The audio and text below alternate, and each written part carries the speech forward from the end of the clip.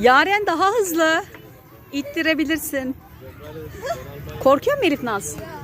Aferin benim prensesime. İttir Yaren. Korksun biraz.